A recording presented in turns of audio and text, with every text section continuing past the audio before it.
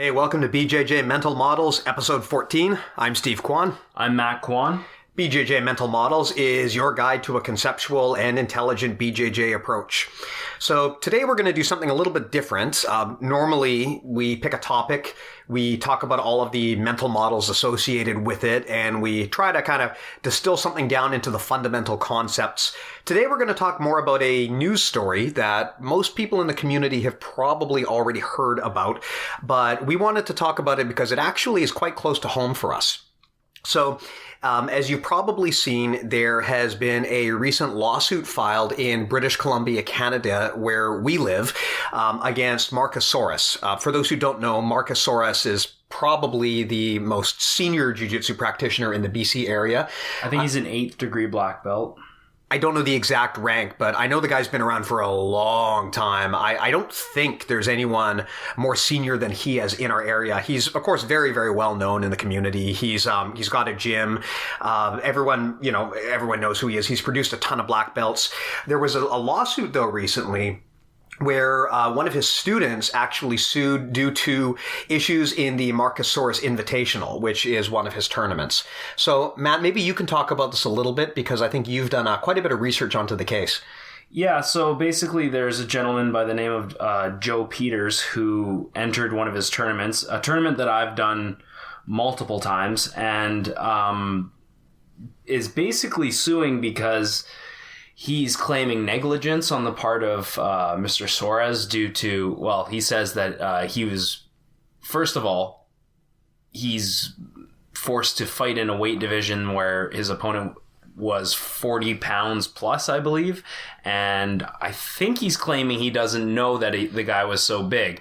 And also is claiming that Mr. Soares never taught him the proper stand-up techniques that were required for the tournament, which I find interesting because in Brazilian Jiu-Jitsu, as we all know, pulling guard is a valid way to win competitions. So he's claiming that not only was he, or that wasn't told that he was going to be fighting someone so much bigger, but also that he didn't learn the proper techniques required for the tournament.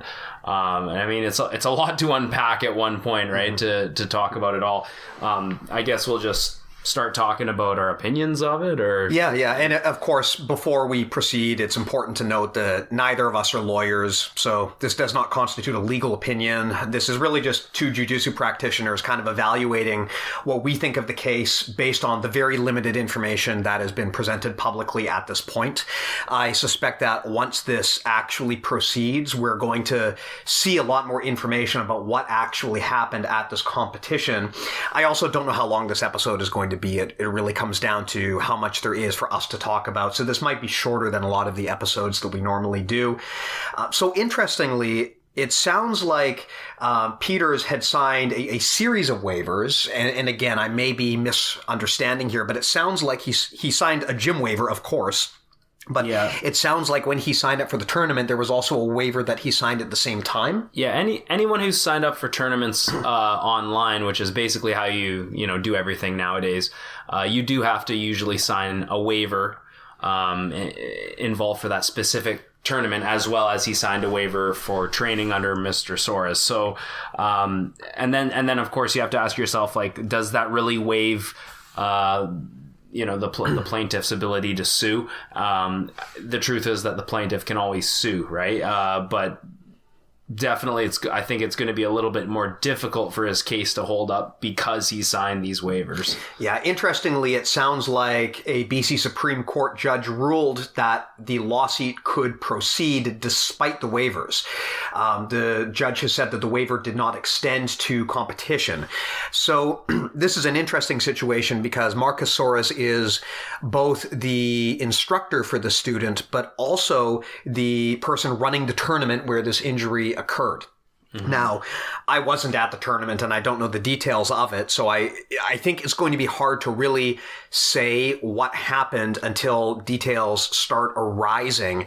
As an experienced jiu-jitsu practitioner, you hear a story like this and, we're aware that injuries occur all the time, especially in competition, right? To someone who's been doing this a lot, it is pretty obvious that, whenever you go into a fight with someone, and I know that jiu-jitsu is not really a fight, but whenever you engage in a physical combat activity with someone, there's going to be the risk of injury. So for us, it seems like this should be a no-brainer.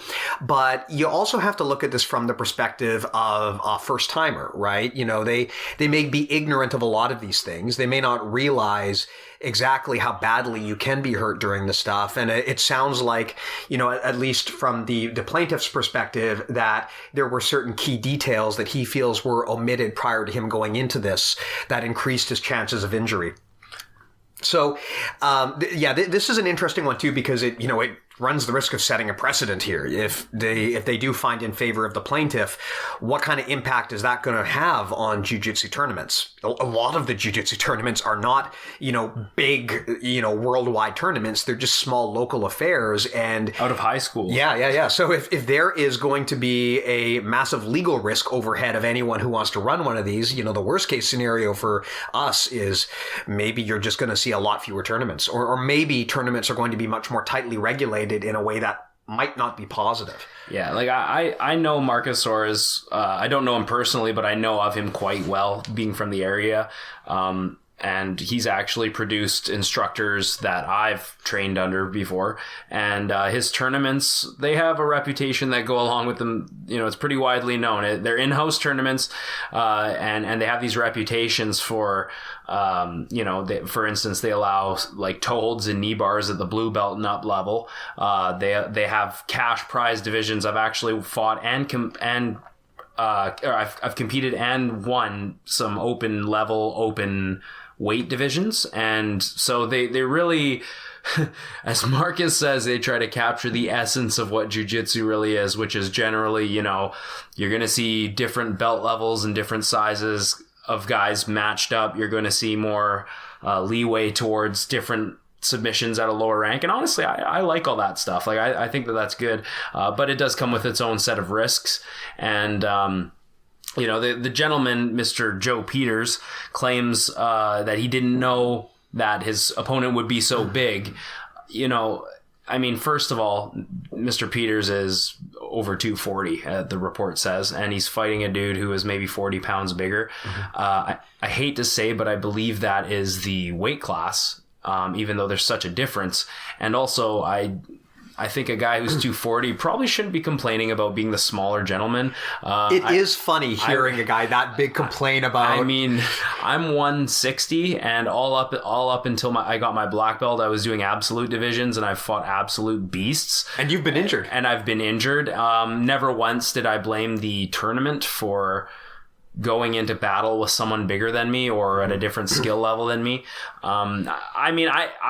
At first, when I heard this, I had my, say what you want about Marcus Soares, his jiu-jitsu or whatever, or him as a businessman. But the more I thought about it, the more I was like, this is not only is it unjust, but it's bad for tournaments because, we want to open people's eyes to how awesome jiu-jitsu is, not make it seem like it's a dangerous sport where, we look to provinces like, Montreal or Quebec that are already outlawing Brazilian jiu-jitsu as a sport. Like, you can't have tournaments there, to my knowledge. So that's the last thing that we want to have for local competitions here in Vancouver. And this is, things like this kind of make it look like it's some sort of street fighting or cockfighting or whatever, when it's really nothing like that. It's just, someone claiming that he wasn't aware that someone was 40 pounds bigger than him. It's like, well, you stepped on the mat, you saw him, you agreed to fight him, and you're 240. Like, you really don't have anyone to blame but yourself, in my opinion. I think it's going to come down to the actual details that shake out here. Like, on first glance, this seems like something that you should just know, right? If you go into a tournament, there's a risk of injury.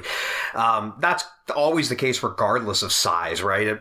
If you're fighting someone the same size as you, there's a good chance of injury. Even if the guy is heavier, same thing.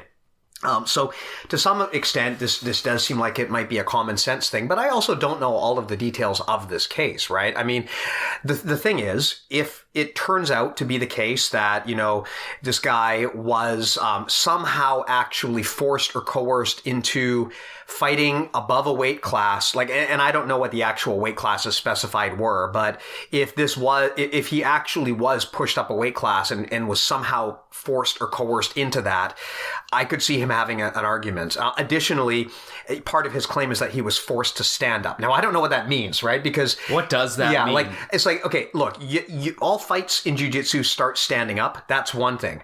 If a fight started and then he immediately got injured, that seems like it's probably something that isn't really worthy of a lawsuit. But if for some reason, like someone actually really forced this guy to fight standing up, I don't know. Maybe that's a different story. But all the same, I think a lot of this is going to come down to understanding the specifics of what happened on that day on those mats. It does seem to me like probably a big portion of this lawsuit stems from the fact that this guy is claiming, he's not a young guy. He's 36. He's claiming that his ability to make income has been affected. I don't know what his job is, but presumably it's something that requires being able to put weight on your legs. I believe he's a tradesman of some sort. So I get it, right? And the injury, FYI, was a torn meniscus, so a knee injury. Yeah. I don't know if surgery is required. I don't know if it's like an ACL replacement or something like that, where it's a long recovery, or if it's just meniscus damage, which can actually be a quick recovery. But in any case, he did suffer a knee injury on that day. Sorry to cut you off there. No, it's good to explain that information. So the thing here is I can see his point of view. If you are getting into jiu-jitsu, I mean, granted, he's been training for 9 months. So you'd think at 9 months, you'd probably know better at this point. But giving the benefit of the doubt, if you're kind of ignorant about what a competition actually entails, you don't realize what the actual risk of injury is. You've never had an injury like that. If you're totally ignorant of that, and your income depends on being able to use your legs, I get his frustration, and I get why he would be so upset that he would sue, right? I mean, yes, his livelihood has been impacted.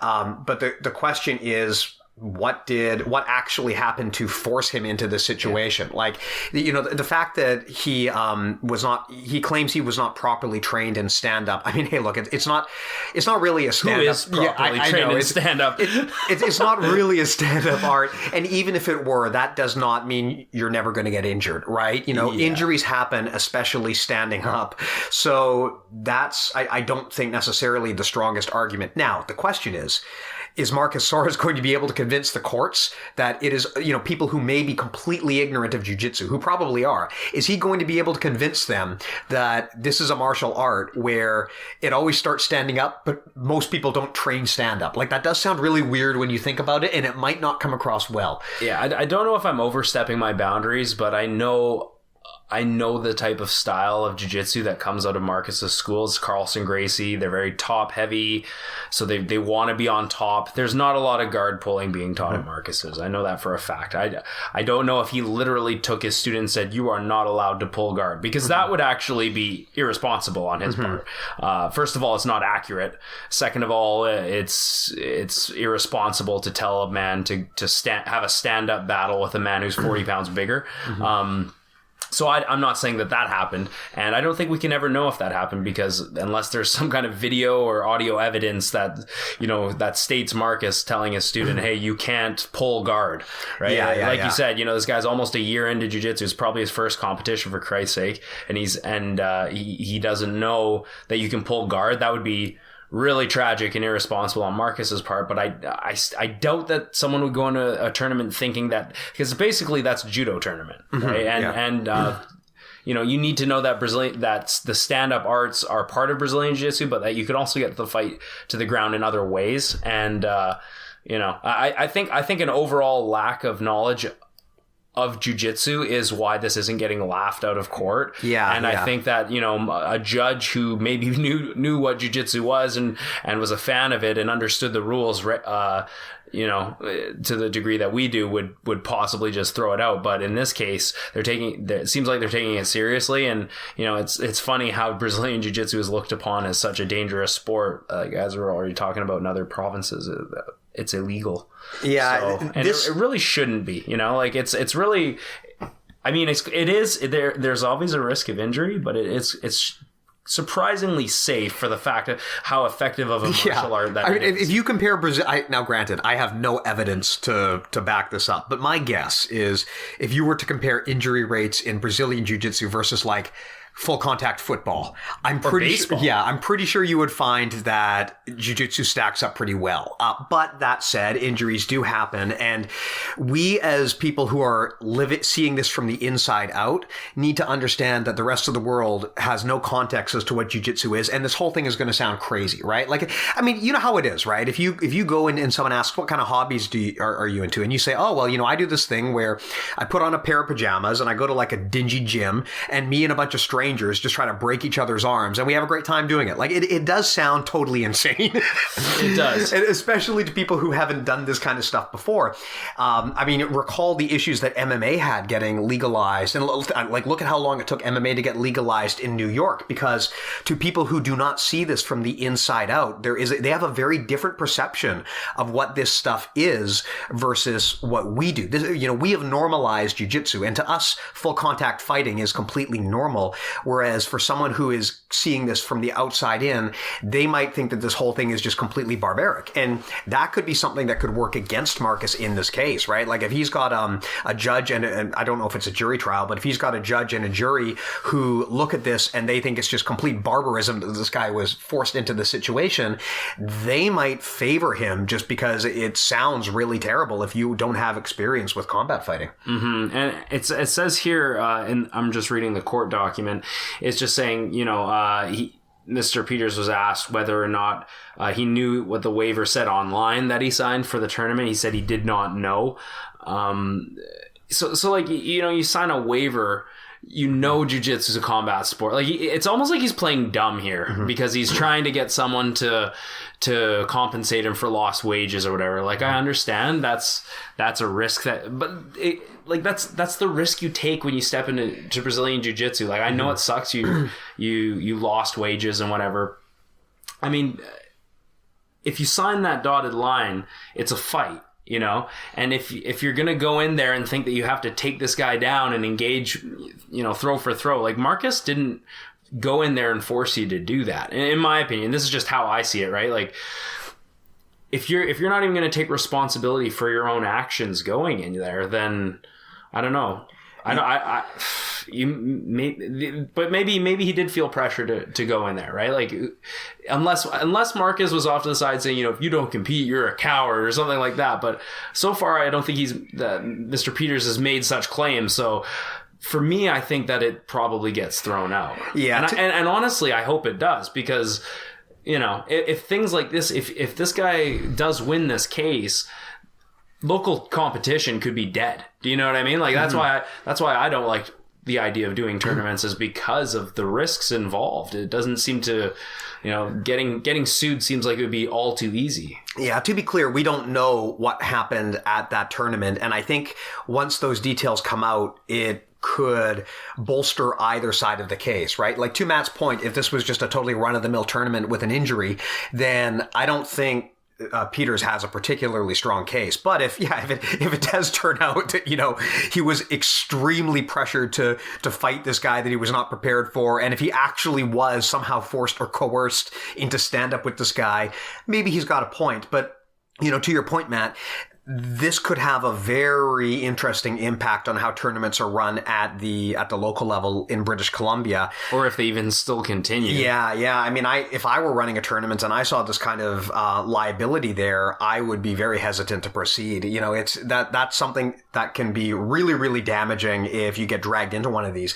I guess the thing is here, really the question here is, to what extent is the tournament owner responsible for clarifying the risks involved. Because yes, this person signed a waiver, but he claims he didn't know what the waiver said. Yeah. Like, who reads a waiver entirely, right? I understand, but at the end of the day, I've never competed. I don't know much about competition, but like a few months into my jiu-jitsu training, I feel like I probably had a pretty good understanding of what would happen in a situation like that. Like, once you sparred enough, you kind of know what's going to go on, and you should at least have a cursory understanding of what the risks are. Now, you may not have fully thought it through. You may not have thought about, hey, if something really bad happens, if I get a really bad injury, my livelihood might be affected. But is that the responsibility of the tournament runner to spell out for you? Or do they have to sit you down and explain to you, hey, if you have a physical job, this kind of injury could prevent you from making money? Or, do they have to do that? Because that does seem like it's probably excessive. I don't think in other sports you would see this, right? I don't think that if I were to go and sign up for like adult hockey or something, I wouldn't expect someone to sit down and spend 30 minutes explaining to me how injuries could occur and what that could mean to me. And so the question here is, to what extent is that reasonable and expected when you run a tournament? It kind of reminds me of that case with the woman with the hot coffee at McDonald's. It's like, does McDonald's need to tell you, hey, the result of you spilling this coffee that you know is going to be hot, like no one expects coffee to be cold unless ordered otherwise. If it falls on your skin, it will cause pain and burns. Are we going to make it one of these things where we have to treat every person like a baby? It's not a sustainable way to, first of all, to organize. It's not a sustainable way to live through anything, especially organizing like a combat sport tournament. So, as a competitor and as an instructor that hopes to teach competitors throughout my life here, I think that's a step back if this guy manages to win this case. And like you said, we don't know what happened that day. And I don't even know if we can ever find out for sure. To me, the only way that this ends is the case gets dismissed, I would say. And I think that it would probably be bad for the sport if this guy is successful. Yeah, I don't expect that he's going to be able to present a strong enough case to have a decision made in his favor. But the one thing that is kind of hard to predict is how will the judge, possibly a jury, if it is a jury trial, and the public respond to combat fighting, right? This is something that is always kind of interpreted in a negative light by the public. And even though jiu-jitsu is, honestly, it's barely a combat sport. It's puddle cuddle. Yeah. It's so gentle. But even so, to the untrained eye, you hear about how this is like the science of bone breaking and choking people unconscious. And, choking someone has a very, very negative connotation, probably mostly because of Hollywood, right? You see these Hollywood movies where someone puts their hand around another person's throat and they're dead in 10 seconds, dead. Right? Like, it's kind of like how in the 80s, there were all of these kung fu movies. And so for decades, people thought that's what an actual fight looked like, because that's what like Chuck Norris and Arnold Schwarzenegger did. Whereas now most of us anyway, know better. And that's been kind of debunked. And I kind of feel like there is a very negative connotation around choking, like it's considered totally barbaric and violent. And that kind of makes me wonder, to what extent is a judge with no exposure to jiu-jitsu, maybe even someone who actually has a negative, has negative opinions about stuff like MMA.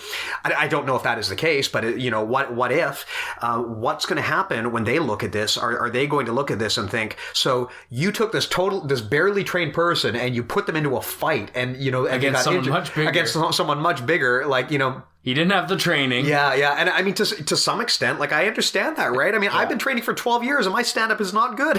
So that is actually weird when you think about it. There is a point to be made there. It's something that we don't see as a big deal as people who practice a lot, but I can see how someone from the outside might be really turned off by this whole thing. Yeah, for sure. But when you actually start once you scratch the surface, you realize that the case it's a little bit of a paper tiger. Like he says he wasn't properly trained for the stand-up battle. It's like, okay, define properly trained. Yeah. Like, what does that mean? Do you need to be a a brown belt in judo of level caliber? Do you need to be a black belt level? Like, what defines properly trained? Yeah. I'm not really properly trained, and I can stand with most lower ranks, you know what I mean? But generally I pull guard because, you know, I want to win. And I want to not get injured. So pulling guard is generally the safest thing I think you can do. Now, I think there's probably an argument to be made that Marcus is not teaching guard pulling, and he's not teaching intricate open guard sequences, you know, mostly like closed guard and traditional Brazilian Jiu-Jitsu positions. But is he saying you're not going to be allowed to pull guard? Is he saying that will not be tolerated at this tournament? Or is he, you know, are you just making that assumption that he's saying that? In which case, if you are, you're really an idiot. Like, you should, you know, anyone who knows what the sport is, especially 9 months of training, you know that you can pull guard. You know that getting into guard is a common position. That's essentially the bread and butter of the sport right there. Yeah. So how can you claim that you didn't know, or that you don't have the ability to? It's like, did you not have the ability to, or did you not have the training to stand up? Because what if you took him down? Then would you have had the training? Like, what if the fight went the other way? He takes the guy down, chokes him out. Mm-hmm. What's interesting is at 9 months of training, probably most of this guy's stand-up experience probably was pulling guard. So you would think that, I mean, granted, again, I don't know, maybe not. I guess it depends on what he was taught. I think he was probably taught takedowns. You know, like I've rolled with a lot of Marcus guys. I've competed with them. They all go for takedowns. They all want to be on top. So I don't think he was trained to pull guard. And that's just my own personal opinion based upon the style of the school. The important thing that I hope is made clear in the court is that training and being an expert in stand-up does not mean you'll never get injured doing stand-up. Like, just because you have a higher level of training, that doesn't mean that you're safe from injury. No. Injuries are going to happen. Injuries are going to happen regardless. They can happen at any time. Yeah, I'm just trying to think of how this would apply in other sports. You know, if I were doing wrestling and I had been focusing on, you know, just like standard single legs and double legs, and I get put into a competition and the guy does something I don't expect. Like, I don't know, he does some like weird like high crotch or suplex. Would it be reasonable for me to say, well, I haven't seen that before, so I'm suing the tournament owner? I don't think so. Not at all. You know, unless some details shake out that would really change perception of what actually happened at that tournament, it seems to me like, you know, this is probably going to go in favor of Marcus. But the thing to bear in mind is a lot of the time when you see one of these lawsuits that seems totally ridiculous on its face, when you dig in, sometimes it turns out there actually is a valid argument for the other side. So it's going to be interesting to see what happens once those details start to come out. I don't know what the schedule is for this trial, so I don't know when we're going to have that information, but I am very curious to see how, it's going to be interpreted. Because to your point, Matt, this could really change the way, at least in our local area, how tournaments are run. Mm-hmm. Yeah, and as a competitor, I want to see jiu-jitsu move forward, especially for all the young competitors that are training and that are, you know, focused on competition. It's important for our sport to keep moving forward, and for right now, Vancouver, I feel, is like there's a big surge of really high level people coming up, and it's really exciting for me to see. You know, it was exciting for me to see before I was a black belt, but now that I'm a black belt with a school, it's even more exciting, and I just want to see it grow and grow more. So I think ultimately what it leads to is people, they need to take responsibility for their actions. Mm-hmm. And if you're going to sign up for a tournament and think that there's no way you're going to get hurt, or you know that, and if you don't understand rules that, you know, of what is possible in the fight, I mean, that's really up to you. That's not up to your coach to, you know, even to explain the rules. Like, your coach should tell you the rules, but ultimately even you as an adult need to take responsibility and look through the rules. Mm-hmm. So you know what's expected of you, right? Like, your coach can't tell you everything. It's physically impossible. So, you know, take responsibility for your own actions, and you know, I'm not sure what we're going to see, but hopefully justice is served. I think one thing that I can say is that usually your first experience with an injury is a pretty emotional one. I remember the first time I was injured in jiu-jitsu, and, you know, it's not something that you're likely to just brush off. I think everyone when you're a white belt and you're sparring, probably against another white belt who's probably going a little bit harder than they should, usually if someone gets injured, it kind of turns into an argument, and I think we've seen this a lot where when a white belt encounters their injury for the first time, it usually isn't handled particularly well. Whereas once you've been training for a while, you kind of, you understand that this most likely was not the intent of the other guy. It just kind of happens and you move on with your life.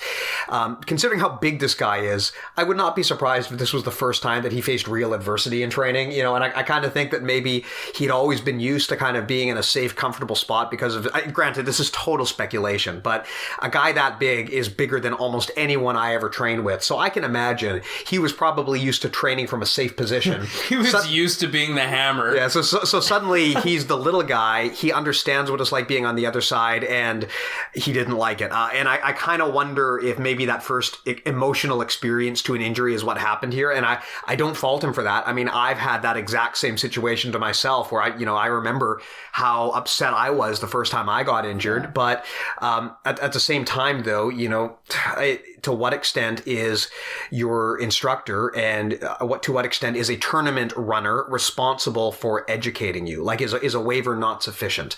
The thing that I hope doesn't come out of this is further watering down of the art. My concern would be if they do find in favor of the plaintiff, what I would not want to see is a whole bunch of new rules and restrictions deployed onto jiu-jitsu that prevent more techniques that could be considered unsafe. Only guard pulling is allowed. Because that's the sport that I want to be part of. From now on, there is no stand-up in jiu-jitsu. We start from our knees, just like when we're rolling. Yes. just like we talked about in the last episode, you got to start from your knees. Wouldn't it be funny if that turned out to be the case? Oh God. So that's what I worry about. I mean, we've already have a lot of, there's already a negative stigma against things like cranks and air chokes and knee reaping. And I would hate to have further restrictions put on jiu-jitsu that weaken its effectiveness as an actual combat art. So that's what I don't want to see here. I don't want to see a bunch of reactionary behavior where people start changing the rules of competition to avoid future lawsuits. Yeah. And I think you're onto something, Steve, about possibly this man, being his first time being the nail instead of the hammer. I mean, first of all, like, you're 240, like, the first thing I think about is, come on, like, you're gonna complain about being small, like, or being mismatched. Yeah.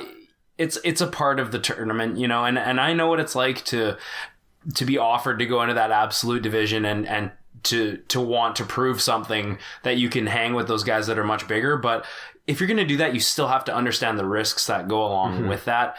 It's a combat art and there's bodies flying all over the place. So obviously, just be responsible and don't play dumb. That's basically what I'm saying. I mean, it's hard to say. I don't want to say anything definitive, but this is the side that I'm leaning towards. Yeah, I feel like I completely understand this guy's mindset. Your first exposure to an injury like this is really emotional. He probably did experience, an impact to his work because of the injury. I understand it, but at the end of the day, regardless of whether Marcus Soares personally sat down with him and explained injuries and their consequences, or that you're not allowed to pull a guard. Yeah, you'd been doing this for 9 months. It's a physical activity. It's a competition. This kind of stuff happens in sports way beyond jiu-jitsu, right? So my suspicion is this, unless some detail comes out that completely changes the narrative, I think this goes in favor of Marcus. And I agree. Yeah, and that's probably for the best for us because, again, I would hate to see a bunch of reactionary behavior that eliminates some of the things from jiu-jitsu that make it effective, right? We already avoid stand-up too much. If it actually got to the point where, like, that were actually modified into local tournament rules or even beyond, or just no tournaments at all. Yeah, that would be. I don't think that would be in anyone's advantage, and I'm sure that's not what this Joe Peters guy wants. I mean, I'm sure he legitimately feels like he was wronged, and maybe he'll be able to prove that he was. But on its face, like as someone experienced, I really don't see it. Yeah, and just from a common sense point of view, it doesn't make too much sense either. Yeah. And as someone, you're definitely right about like the emotional side of getting injured, especially when it's a sport that you love to do and like, you know, you train often and it's part of your life. I just went through a knee injury last June. I mean, I still deal with it.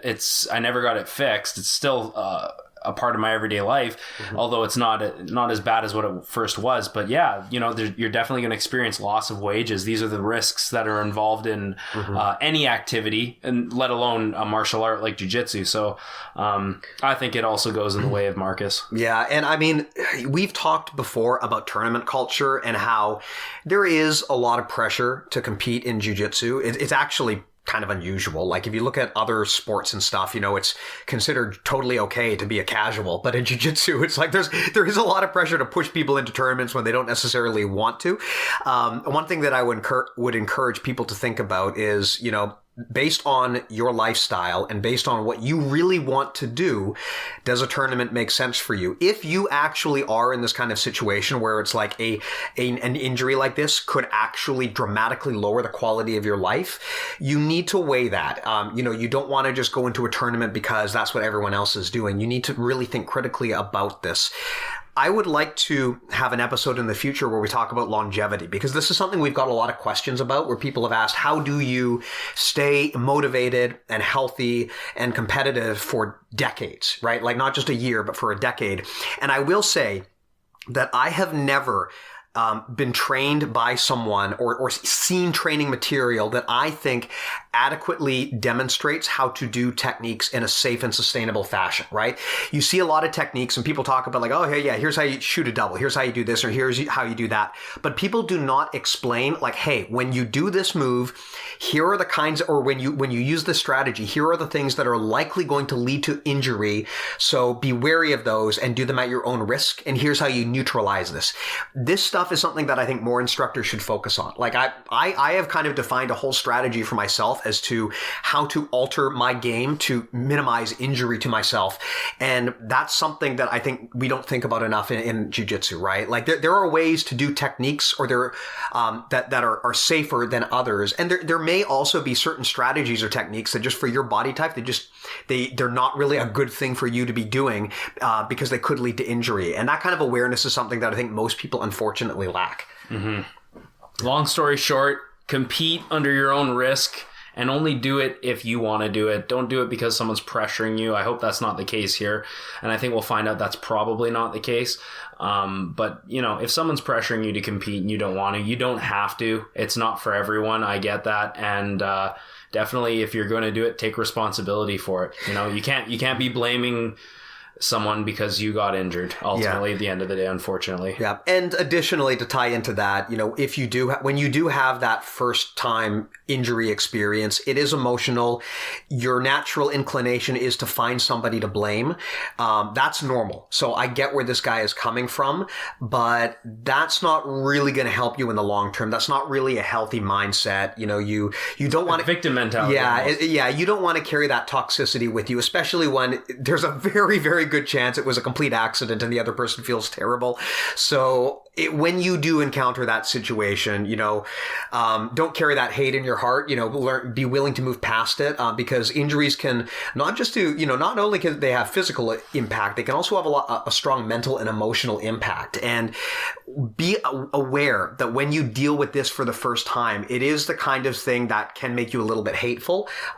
Just be willing to forgive and move on, because you don't want to. You can never really truly recover from an injury until you've recovered from it both physically and mentally. Yeah, and I'll say this, Marcus Soares is one of the only tournaments locally that had cash prizes for the absolute weight class and skill level division. And that's something actually kind of admirable, that he would actually put up a cash prize to see who would be willing to step in with guys that are of lower rank with them. Like, I was a brown belt at the time. I actually ended up going in the finals against a guy who was like 220 white belt. You know, mm-hmm. So you see this 160 brown belt versus a 220 white belt. So on one end, it's dangerous and kind of crazy. On the other end, it's kind of interesting, right? Yeah, and he's willing to reward the person who's willing to step up and do it. So, you know, I don't even think I'd want to see these kind of competitions go away. You know, they're kind of fun and they make the sport. It's kind of what the essence of jiu-jitsu is, to quote the old cliche, right? The bigger guy versus the smaller guy. So, yeah, ultimately I just hope it doesn't hurt the jiu-jitsu scene in Vancouver because it's on such a rise right now. Yeah. So we'll see how it goes. I mean, I don't know when there is going to be progress and more updates, but this is something we might discuss again in a future episode. I hope that this is something that you guys find useful and interesting. Normally we don't talk about the news. We talk more about kind of everlasting ideas. If this kind of topical discussion is something that you want to hear more of, reach out and let myself and Matt know. It's, we're always willing to kind of experiment with different types of content. But I think that's pretty much all there is to say on this topic. So, let's see how it goes. All right, guys. Have a good one. Have a good one.